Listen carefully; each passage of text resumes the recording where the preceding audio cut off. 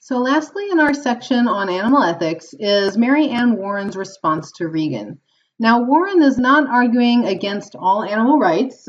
You did have a reading in your text that I had you skip in favor of this essay because I think it's a little more realistic. So she's not arguing that we can just do whatever we want to with animals because they're animals. However, she is pointing out some problems with Regan's approach, and she's putting forth an argument for what she calls weak animal rights. And again, a weak stance in this case doesn't mean that it's a bad one or an ineffective one. It just means that it is more willing to compromise, I guess might be a way to think about it, more flexible approach than the one put forth by Regan. Okay, so Warren's response to Regan and her critique of him is going to center around two problems.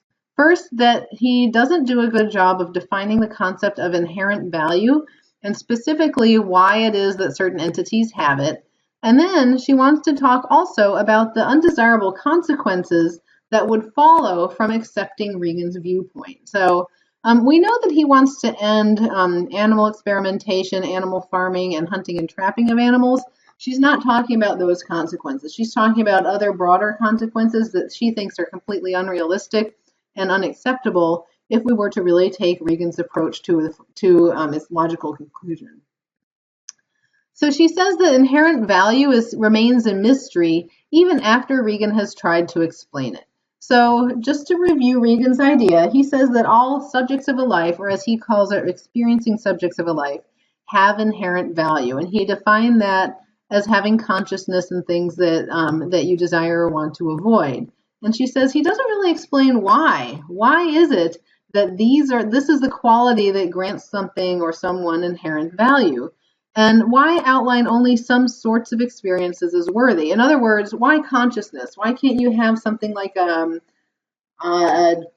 jellyfish that we're not sure if it is conscious? Why can't that thing have inherent value as well? So even though he does a good job of explaining what it means to be an experiencing subject of a life, he doesn't adequately explain, according to Warren, why these things. Why is it that you need to have these certain abilities?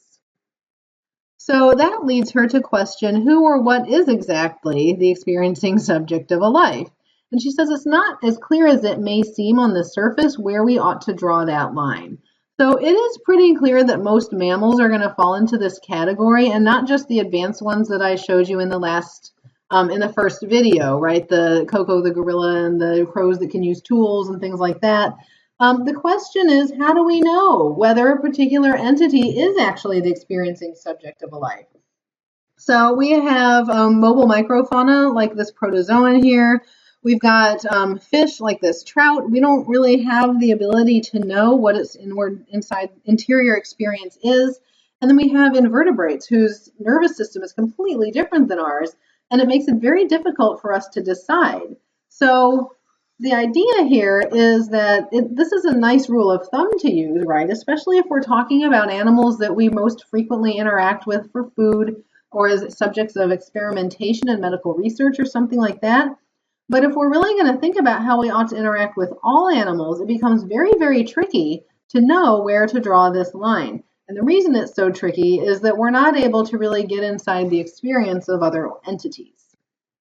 So she talks about this as an impossible ideal. So Regan's solution to this problem of not really knowing where to draw the line is that when the animals or the entity's moral status is unknown, we should give them the benefit of the doubt. In other words, if you're not sure whether, let's say, a jellyfish or a great white shark is the experiencing subject of a life, then you should act as if it is, because it's better to give that animal or that individual the benefit of the doubt than it is to treat it as if it doesn't have inherent value and possibly commit a wrong or a harm against it and violate its moral rights. So one thing that we need to keep in mind when we're thinking about Warren's objection here is this axiom in ethics that is ought implies can. So we brought this up earlier and we were talking about some moral theories that seemed impractical to apply on a large scale.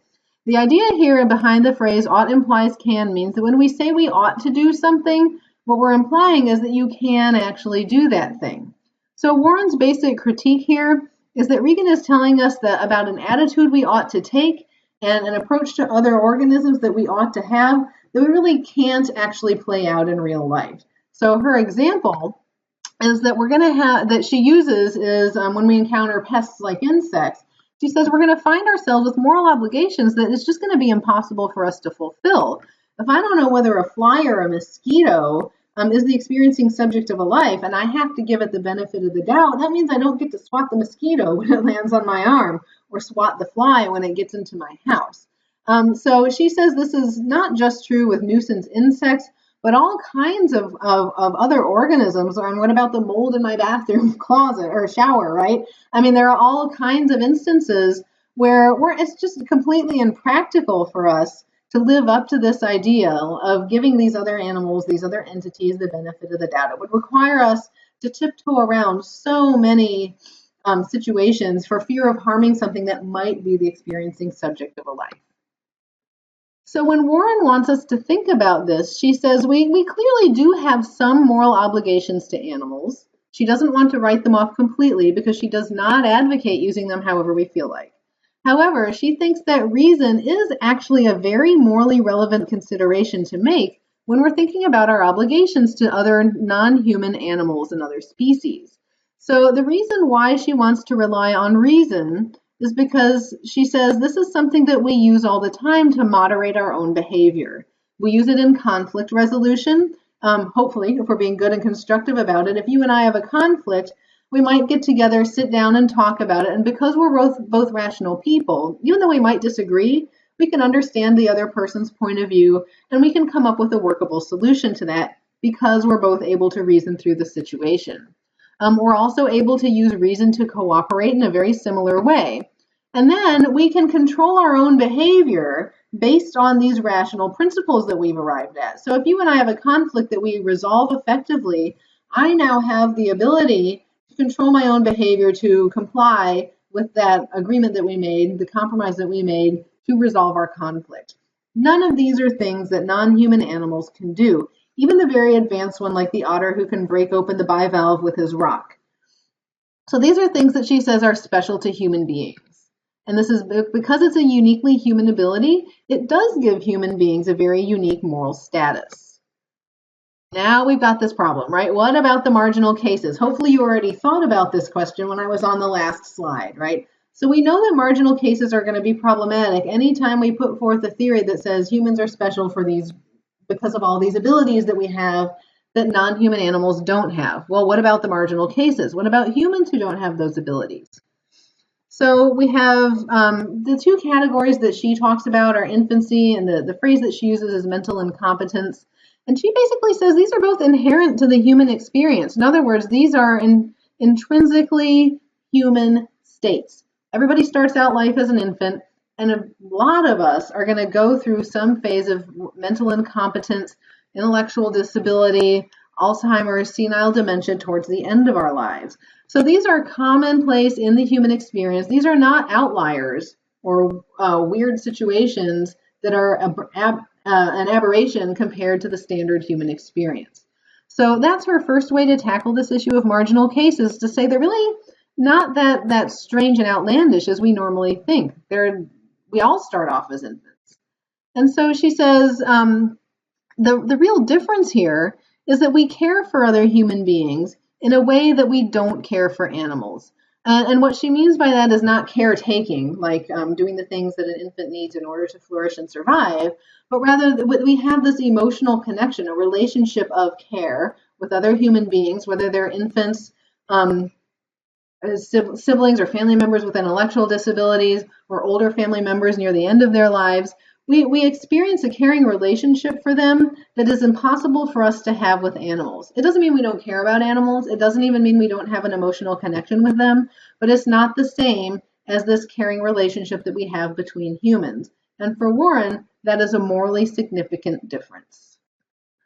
So Warren's going to put forth what she calls a weak animal rights theory. Again, this doesn't mean that it's a weak theory, as in that it's bad or insufficient. It just means that she's being more moderate than Regan is on her stance on animal rights.